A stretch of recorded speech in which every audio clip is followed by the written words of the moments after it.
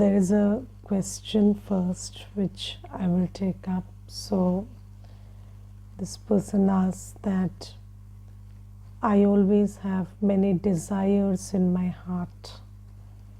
So is it wrong to have desires? Yes, so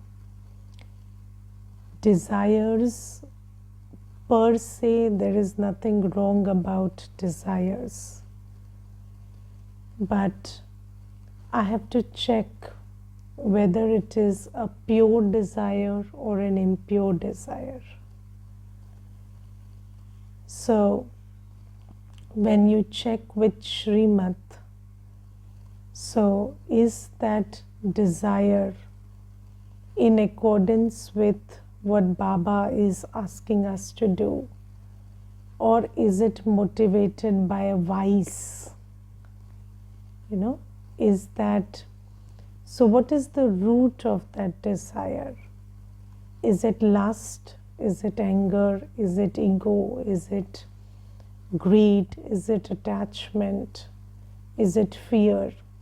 What is the seed of that desire? And the seed is, so it is the seed that you have to check.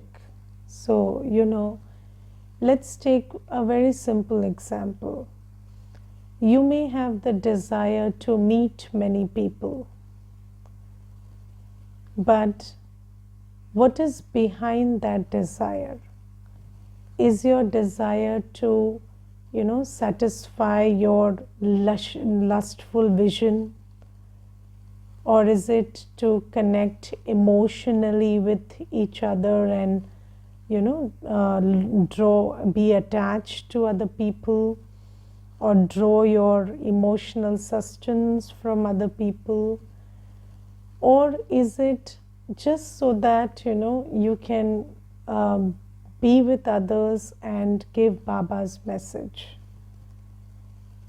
So that's also there. And so you may have a desire, so let's say the desire to earn money, but earn money so that people consider you seriously and they take you as a person of, wealth and position, and that feeds your ego? Or is it to, sometimes people say that when I grow rich, then this person will be jealous, so I want to grow rich because of that? Or is it that you want to engage in activities that cost a lot, but they are all coming from a vicious place?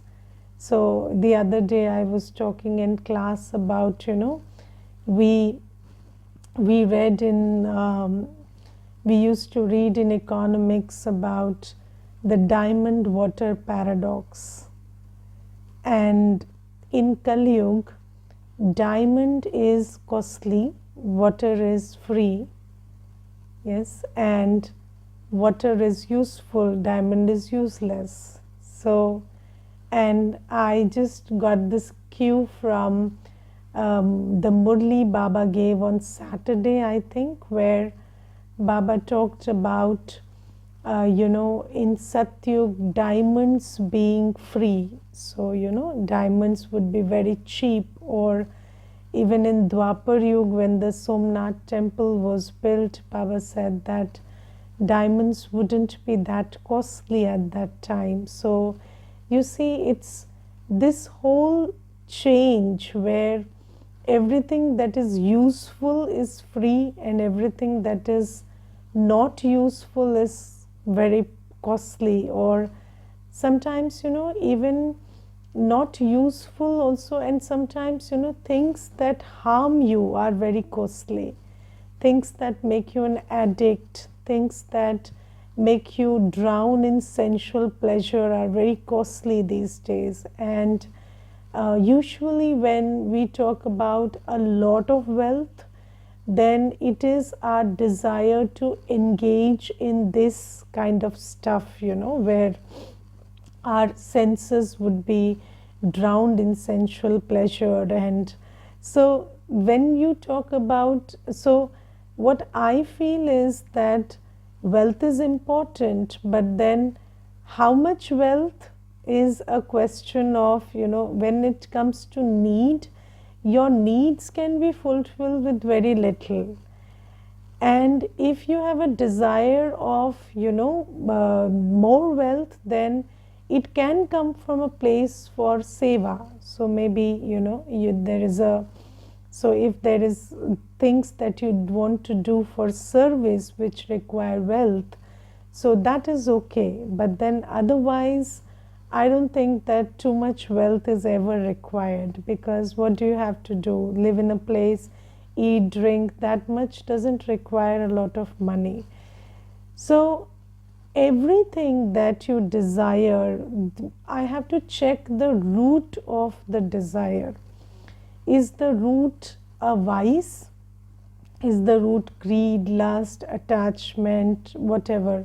So let's take, so there was this one, so I will also give you some practical examples about this.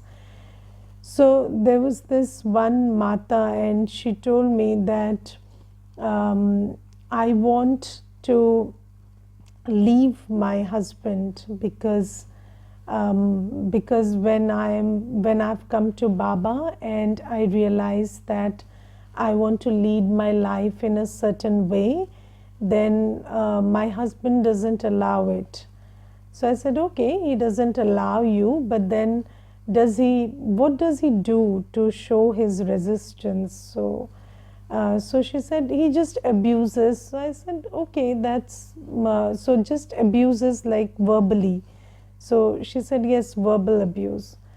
So I said, okay, and tomorrow if you leave the husband and you go and live in a place where there is a neighbor who physically abuses you, then not physically, sorry, verbally abuses you, sometimes when you're coming out of the house, getting into the house, they will say, who are these people? They've come and they live alone and I don't know what they do and what they're up to and this and that.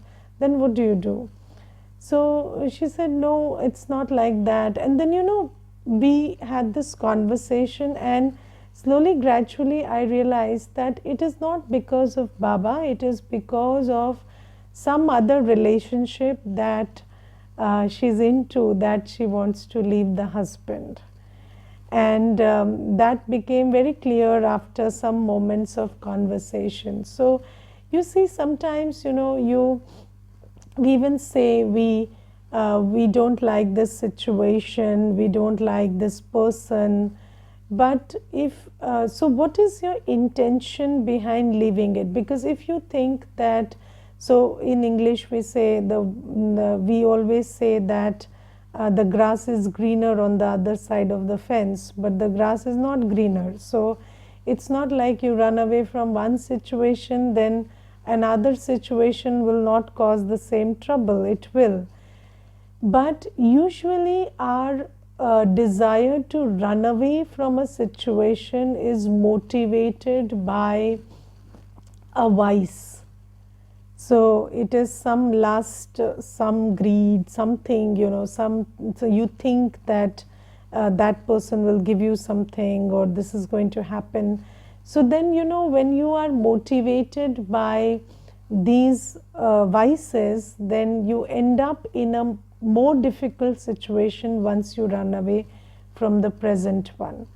So Baba says that we have to understand that we are in situations, we are with people right now, and there are karmic settlements. Every soul has had 63 births of Vikarma. So we have to use virtues, knowledge and powers to continue where we are. And let's say you think that if there is a pure motivation, so let's say there is an opening where somebody is offering you, somebody's so there is a platform where you can use your resources better and serve and that kind of thing, then maybe you take that decision. But then if there is not, then don't fall into these traps.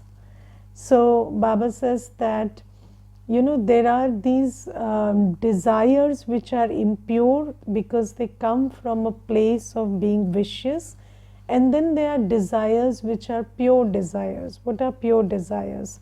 The desire to be disciplined, the desire to be, wake up early, the desire to be active, alert, the desire to be knowledgeful.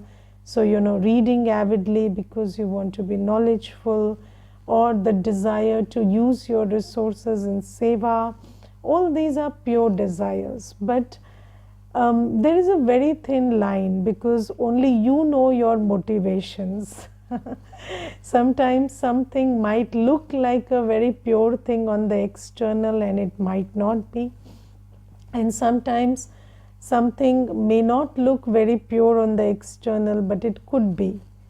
So only you know your motivations. But the interesting thing is, it is enough that you know your motivations, because anyways you are the one who will sow, you are the one who will reap.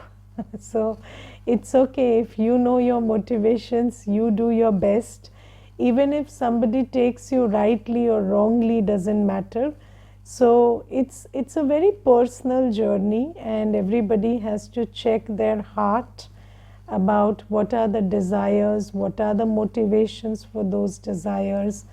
And one thing we have to understand as a rule: impure desires will make you suffer in the beginning, middle, and end. So impure desires, the nature of impure desires is such that they cause sorrow when they are unfulfilled, and they cause sorrow when they are fulfilled. So in both the cases they cause sorrow. So sometimes you have a desire that you have a desire for lust. So it causes you sorrow when it is unfulfilled, because you think that maybe if that desire is fulfilled, you will find some interesting thing on the other side. But then even when it is fulfilled, you suffer a lot. So because it is impure karma, so then that karma makes you suffer in myriad ways. So Baba says this is something that we need to understand. And what I want to talk from this journey's experience is that, when we are, so we have 24 hours every day.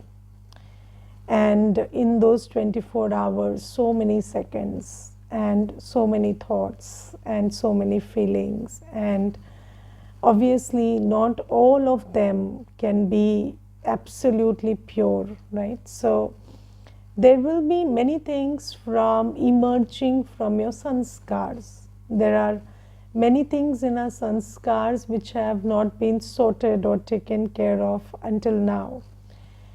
So there will be many thoughts that will emerge, there will be many feelings, but the thing is, you have to you must know how much you have to meditate, how much yoga power you have to accumulate, or how much attention you have to pay during the day in staying introverted and in connected with Baba, so that those thoughts and feelings change.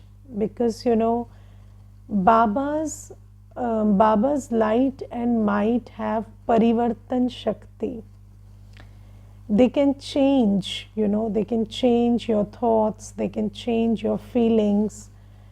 But am I having that much yoga with Baba, that much love in my heart for Baba, that even when those sanskars emerge, I'm able to change that? Because if you're not engaging with Baba enough, then there is a tendency inside us to engage. So we all want to engage with something or the other.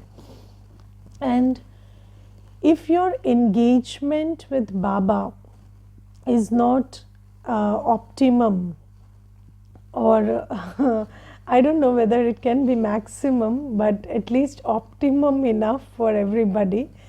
So, if your engagement with Baba is not optimum, then what happens is you start engaging with your impure sanskars and your impure feelings and your impure thoughts. And that is when you start giving power to it.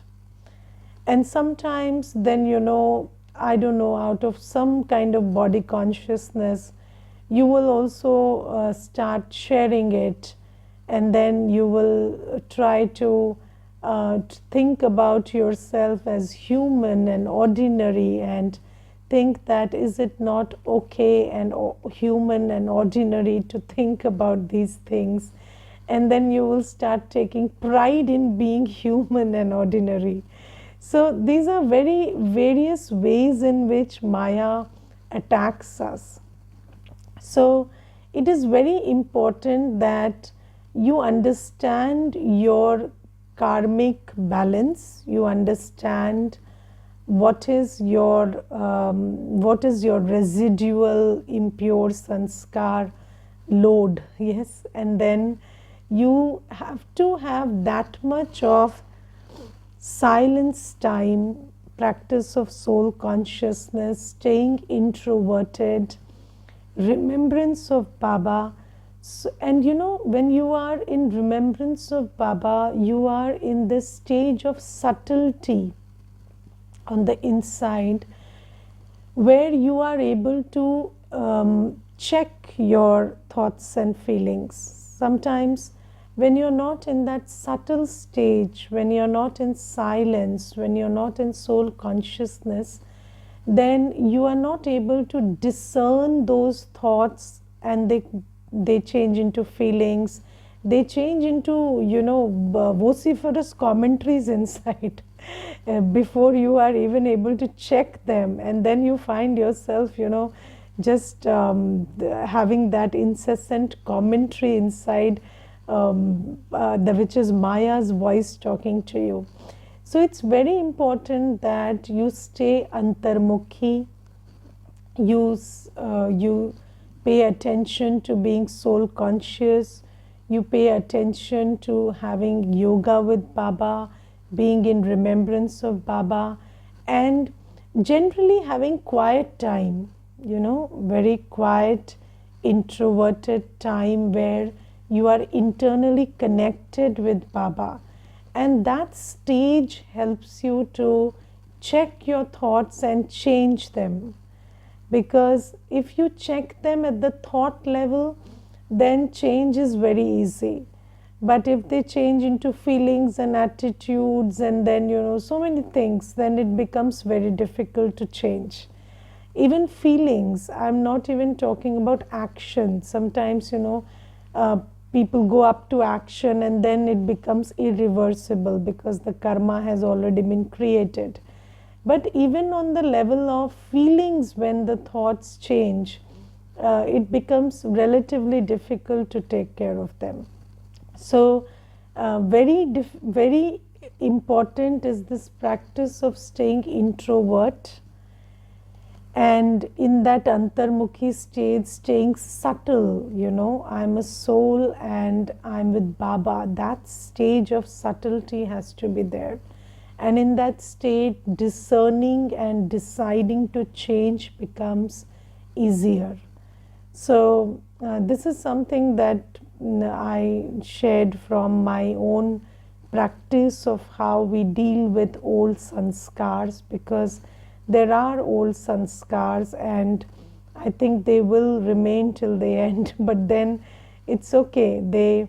As you become more powerful, they start losing their power over you. So that's there. And there are many children who don't realize how many games Maya plays during the day, because if you're not aware every second, you will not even be able to know how many old sanskars are emerging and how many actions you're performing based on that. So this is also there. So this is about the question. And then in today's Murli, Baba says that you have to have first the faith that it is Shiv Baba himself, not a bodily being, who is teaching you. And so, you know, in bhakti, we did something very interesting, which is we didn't pay attention to the teaching, we just paid attention to the teacher. Okay, so we had a relationship with Buddha and Jesus and with the books, but so you know, we venerate the book, not the teaching. So we have this practice in bhakti, and I think we get fed up when we come up to this phase in Gyan. And then when we come to Gyan, we have no interest in the teacher, only in the teaching. So what we do is, when Baba comes, then I think there is this balance which is off, and here we start taking the teachings and we pay attention to the teachings. So in the Murli today, this came and that came and the other came. We have this language. So, you know, Murli mein aaj ye aaya, Murli mein aaj ye aaya. But we forget the teacher. We forget Shiv Baba most of the time. And then we are trying to, so here in Gyan, it is connection and love with the teacher which will give you the power to imbibe the teaching. And in bhakti, even if you loved the teacher had no power to give you. But here it is the teacher that we have to love, and it is the connection with Baba which will give me the strength to imbibe the teaching. So it is very important that I understand that Shiv Baba is God the Almighty. And I think that we don't get this enough. So even though, you know, theoretically, yes, we have agreed and accepted that this is God, but we don't live in that awareness that this is Baba with me. And if you don't remember that, then obviously the intoxication of having Baba with you will not be there. And if there is no intoxication, then how do you draw that strength from Baba? So let me give you a very simple example which will make you understand this. So in the world today, there are children who have parents who are masters in their field. So, you know, maybe a parent is a psychiatrist or a physicist or a geologist or a doctor. But those children, they cannot take benefit from the parent. So the parent is a psychiatrist and the child is a mental health patient. And the parent is a doctor and the child has all unhealthy habits and lifestyle. And the parent is a physicist and the child doesn't know anything about physics, zero in physics. So that happens because no faith in the parent. So the parent can give you so much, but you don't recognize that your parent can give you that much, and you are struggling for the same thing which is available at home.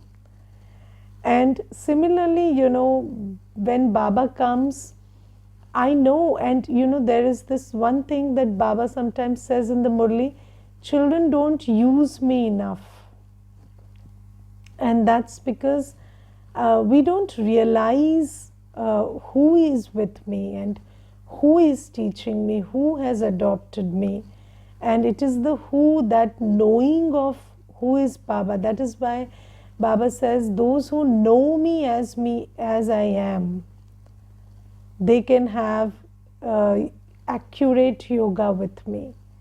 So, know me as the Almighty, as the all-powerful, as the purifier. So, we know these titles, but that knowing doesn't sit in our heart very much, I think. So, that is something that Baba says today. And then Baba says, there are many children, I'm not talking about people of the world, there are many Baba's children also who will sometimes say, when will there be destruction and when will Satyug come? And so it's like, so let me tell you one simple thing that I've observed in life. You always think that tomorrow will be better. You always think that tomorrow will be better, but sometimes, today is very good, maybe the best, but this idea that tomorrow is always better doesn't allow you to see what's today. And this is a very deep sanskar we have. We are always waiting for tomorrow. Are we not? In the world also, we are always running, chasing, waiting for tomorrow, anticipating. This is what we are doing. We are not living. And Baba says, right now you are in the diamond age. Tomorrow you will be in the golden age. And you are asking, you are wishing that the diamond age with Baba should end and the golden age should come. And Baba says, and you're also insulting me on the side by asking a guest when he would leave. But we don't realize that because we are so fixated with this idea that tomorrow will always be better than today. No. Today is the best. So, Baba today asks a very interesting question. Baba says, for as long as Shiv Baba is here, you children are happy, are you not? So, when Baba is here, are we not the happiest? Let me ask myself this. And if I'm not happy today, then I doubt whether we'll be happy tomorrow or not. Today we have these Gyan Ratan to play with and so much of knowledge, and we have Baba's love, guidance, so many things. And if we are not happy in this diamond age, what is causing us trouble in this diamond age? What is it that is troubling you? Yes, what is it that you want to change? If you ask me, I would like this life to continue forever.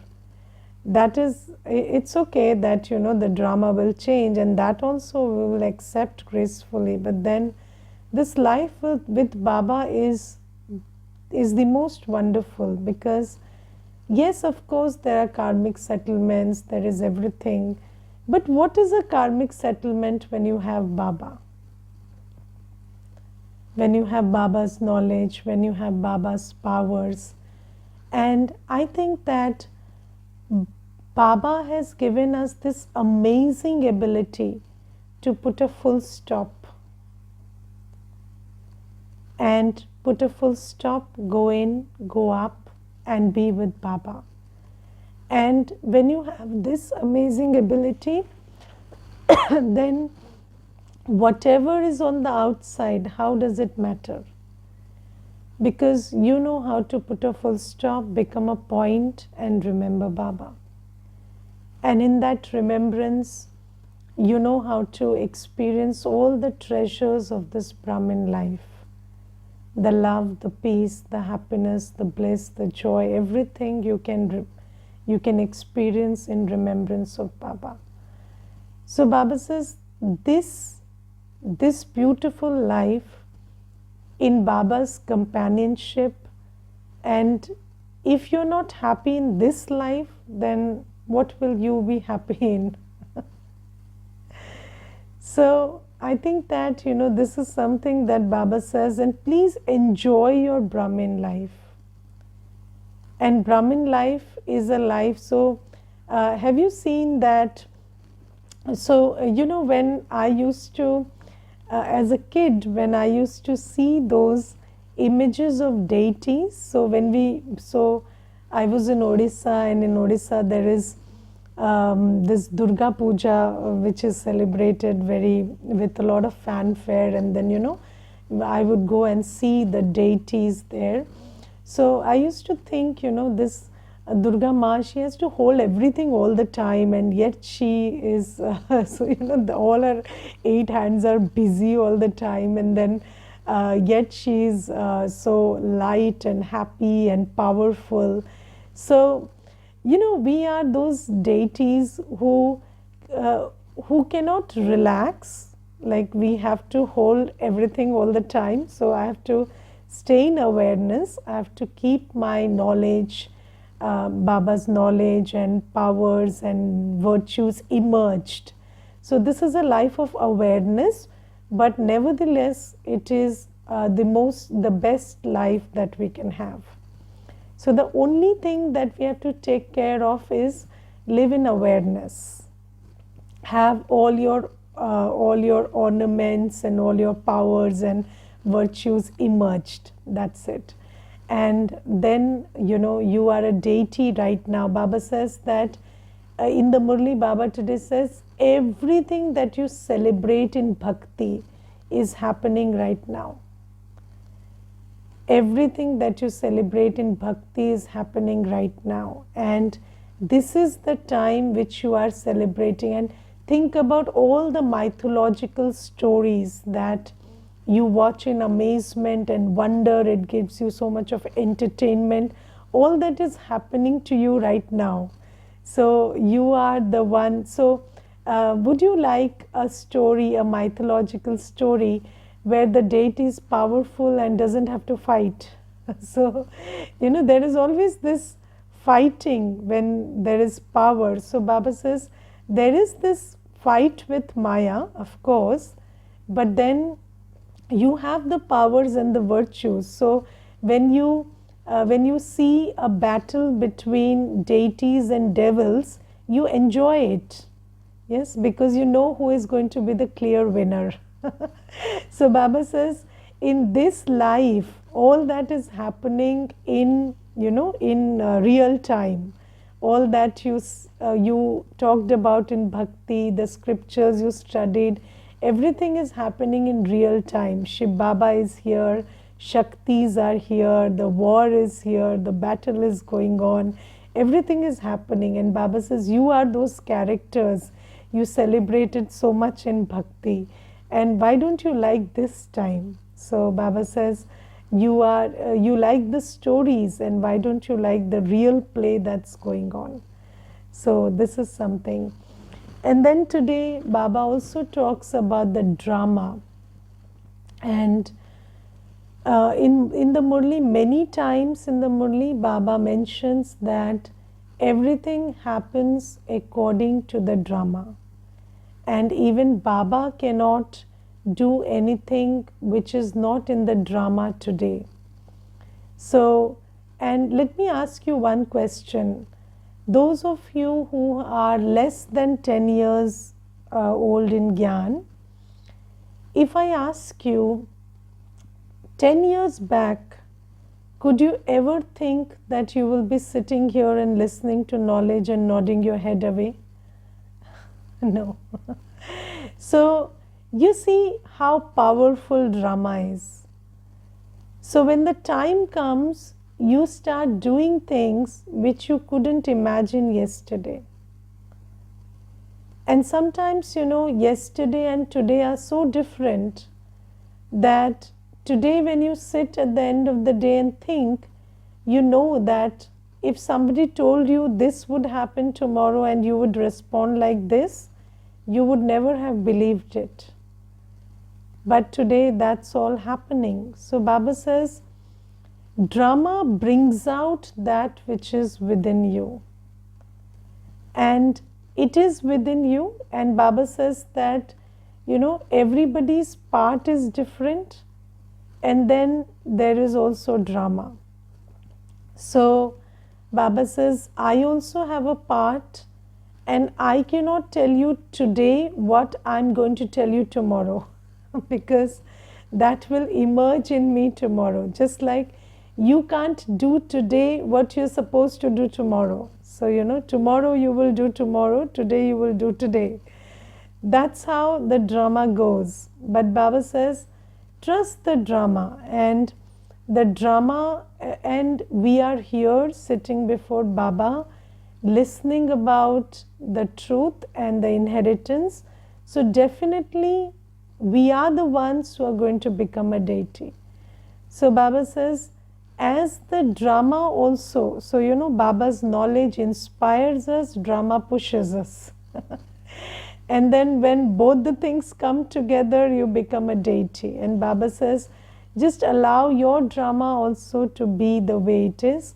And when you are, this word drama is very nice, because in the world also, when there is a drama and there is an actor in that drama, then what does he have to do? So there is a whole script, and then every actor has to go according to their script. So you are given your lines, your script, that you have to act, and you have to keep the whole drama in your buddhi, and then you have to be a witness, a sakshi to other people's lines. So Baba says, everybody has their own part, they will play their own part.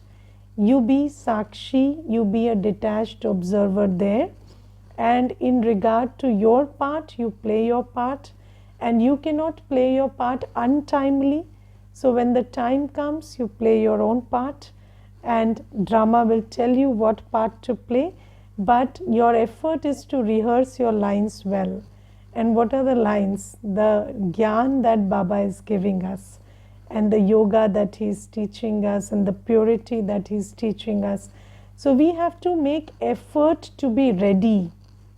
So our readiness for Sangam Yug, for Satyug, lies in imbibing the knowledge that Baba is giving, having yoga power, imbibing the power of purity, imbibing the power of good wishes and blessings, and we stay ready with it, and then the drama will tell you how to act, and you will act.